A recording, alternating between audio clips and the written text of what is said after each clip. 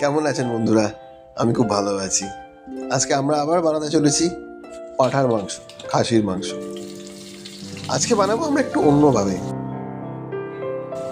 আমরা মাংসটাকে কুকারে প্রথমে সেদ্ধ করে নেবো, অল্প, বেশি নয়, একটা কি দুটো সিটি। তার মধ্যে আমরা ফেলে দেবো নুন, হলুদ আর কুচিয়ে আদা। তারপরে আমরা নর্মাল পেঁয়াজটা ভেজে নেবো সর্ষের তেলে। তারপরে আমরা রসুন দিয়ে দেবো। তারপরে লাল হয়ে গেলে এবার আমরা আবার কুকার থেকে মাংসটা বার করে প্যানে দিয়ে এটাকে কিছুক্ষণ আমরা কষবো।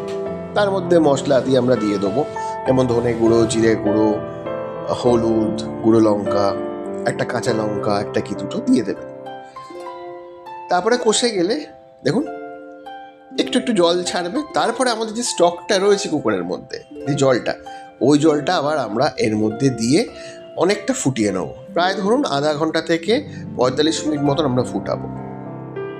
তারপরে ফুটে গেলে যখন বুঝতে পারবো যে ভালো মতন ফুটে গেছে, কষে গেছে, সেই মুহূর্তে আমরা 4 টুকরো আলু ফেলে দেবো। যারা মাংসে আলু খেতে ভালোবাসে, যদি আলু ভালো না লাগে দেওয়ার দরকার নেই। তারপরে ফুটে গেলে আমরা ওই মাংসটি যেটা প্যানে আছে সেটাকে ট্রান্সফার করে দেবো কুকারে।